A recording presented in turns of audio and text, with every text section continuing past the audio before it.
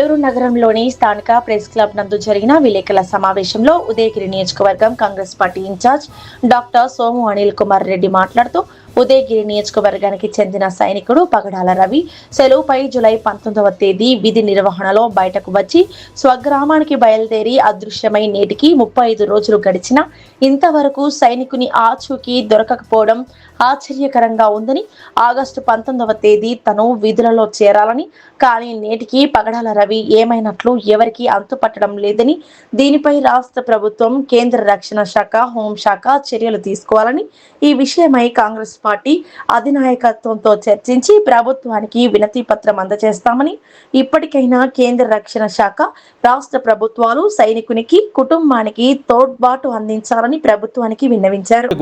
వాళ్ళ అబ్బాయికి కూడా పగడాల రవి అనేటువంటి ఈయనకి ఆర్మీలో జాబ్ రావడం జరిగింది. ఈ ఆర్మీలో జాబ్ వచ్చిన తర్వాత ఈయన చాలా కాలం పాటు ఆర్మీలో దాదాపు 10-15 సంవత్సరాలు పైబడి జాబ్ చేస్తున్నాడు. అయితే పోయిన నెల ఈయనకి జమ్మూ కాశ్మీర్కి ట్రాన్స్ఫర్ వచ్చింది.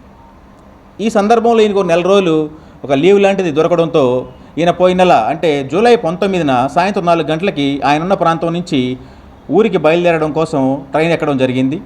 ఈ ట్రైన్ ఎక్కిన తర్వాత ఇక ఈయన 20వ తేదీ ఉదయం లేదా 19వ తేదీ సాయంత్రం చివరిగా వాళ్ళ ఇంట్లో వాళ్ళతో మాట్లాడాడు. 20వ తేదీ ఉదయం 6 గంటలకి ఈయన ఒక రైల్వే స్టేషన్లో దిగి ఎక్కినట్టు మాత్రమే వాళ్ళ దగ్గర ఎవిడెన్స్ ఉంది. ఈ 19వ తేదీ సాయంత్రం మాట్లాడిన తర్వాత 20, 21, 22 3 రోజుల పాటు వాళ్ళ కుటుంబ సభ్యులతో ఫోన్ రింగ్ అవుతూ ఉండి అది లిఫ్ట్ చేయకపోవడంతో వీళ్ళు భయపడి 22వ తేదీ మేము 3 రోజుల నుంచి ఫోన్ చేస్తున్నామండి, మా హస్బెండ్ లిఫ్ట్ చేయట్లేదని ఆ యొక్క కన్సర్న్ పోలీస్ స్టేషన్లో వీళ్ళు కంప్లైంట్ ఇవ్వడం జరిగింది.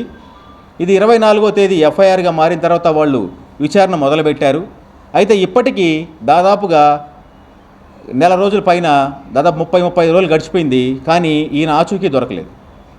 అయితే దీంట్లో చాలా పలు రకాలైనటువంటి అనుమానాలు వ్యక్తం అభిప్రాయపడుతున్నారు. ఎందుకంటే ఈయన మిస్సింగ్ అనేది విషయం మనం ఒక కామన్ మ్యాన్ మిస్సింగ్ అనేది కొంచెం పక్కన పెడితే, ఇవాళ భారతదేశంలో భారత సైన్యంలో ఉన్నటువంటి భారతదేశాన్ని రక్షించేటువంటి ఒక సోల్జర్కి కూడా సెక్యూరిటీ లేదా ఈ దేశంలో అని ప్రజలందరూ కూడా కామన్ మ్యాన్ కూడా ఆలోచనలో పడ్డాడు.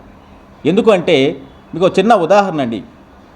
ఇవాళ మన ఊర్లో ఉన్నటువంటి ఒక పోలీస్ స్టేషన్ మనమందరం కామన్ మ్యాన్స్, మనందరం కూడా ఉన్నటువంటి ఈ యొక్క పరిధిలో ఒక రోజో 2 రోజుల పోలీస్ స్టేషన్ కానీ పని చేయకపోతే కామన్ మ్యాన్కి కూడా రక్షణ లేనటువంటి పరిస్థితి భయపడిపోతాం మనం అందరం కూడా. అలాంటిది దేశాన్ని రక్షించేటువంటి ఒక సైనికుడు ఇవాళ కనిపించక దాదాపు 35 రోజులు అయిపోయిందంటే దీనికి ఎవరు బాధ్యత వహించాలి, ఎవరు వహిస్తారు, అసలు భారతదేశం ఎటువైపు పోతుంది, ఈ భారతదేశం యొక్క గడిచినటువంటి దాదాపు 10 ఏళ్ల పైబడి 15 ఏళ్ళు గడుస్తున్నా కూడా మోడీ గారు చెప్తున్నటువంటి ఈ బీజేపీ ప్రభుత్వం ఎటుపోతుంది, రాష్ట్ర ప్రభుత్వాలు ఏం చేస్తున్నాయి, ఒక సైనికుడికి రక్షణ లేకపోతే, ఒక సైనికుడికి రక్షణ లేకపోతే ఈవెన్ ఒక గంట సేపు మన బోర్డర్లో కానీ ఇండియన్ సోల్జర్స్ అనే వ్యక్తులు కానీ లేకపోతే అసలు దేశంలో మనిషి అనేవాడు ఉంటాడా, ఉండగలడా? మీరు చెప్పండి మిత్రులారా. ఇది ఒక మనిషిగా, ఒక పార్టీ తరపున ఇంకో తరపున మేము మాట్లాడతలేం.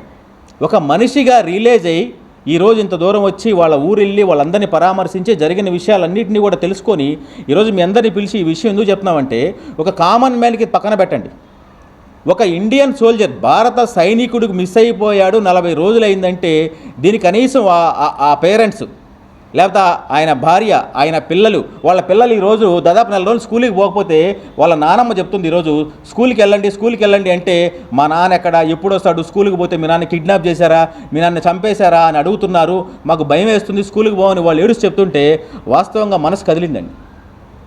ఎందుకు ఈరోజు ఇది డిస్కస్ చేసుకుంటున్నామంటే ఇవాళ ఈ యొక్క బీజేపీ ప్రభుత్వం ఎంత దారుణంగా మారింది అంటే ఒక నిమిషం చెప్తా. మొన్న న్యూస్ పేపర్ లీక్, దీంట్లో కష్టపడి మా రాహుల్ గాంధీ గారు ఏదో గొడవపడితే ఆ సెంట్రల్ మినిస్టర్ రాజీనామా చేశారు. మరి ఇప్పుడు జవాన్లకి రక్షణ లేకపోతే ఎవరు? హోమ్ మినిస్టర్ రాజీనామా చేస్తారా, సెంట్రల్ హోమ్ మినిస్టర్ రాజీనామా చేస్తారా, లేకపోతే రక్షణ శాఖ మంత్రి రాజీనామా చేస్తారా? నాకు అర్థం కావట్లేదు.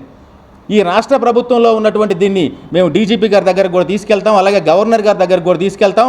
ఆ కుటుంబానికే కాదు, ఒక భారత సైనికుడు వాళ్ళ కుటుంబానికి చేరే వరకు ఏం జరిగింది తెలిసే వరకు కూడా ఒక కామన్ మ్యాన్గా మనందరం కూడా దీని గురించి కానీ మనం ప్రయత్నం చేసి కనుక్కోకపోతే భారత పౌరుడిగా మనం పుట్టి వేస్ట్ అండి నా ఉద్దేశం. కాబట్టి మీడియా మిత్రులు మీరందరూ కూడా ఈ విషయాన్ని ప్రతి ఒక్క అంశంలో కూడా గట్టిగా మీరు కూడా ఆలోచించి మాకు సపోర్ట్ చేయడమే కాకుండా ఆ కుటుంబానికి వాళ్ళందరికీ కూడా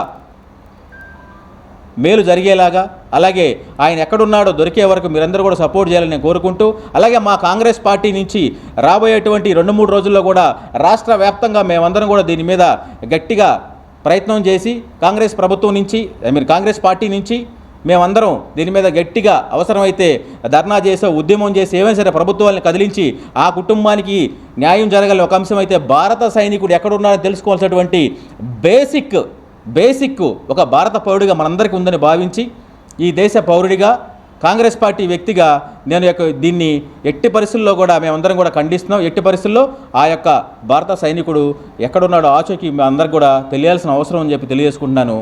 జై హింద్, జై కాంగ్రెస్.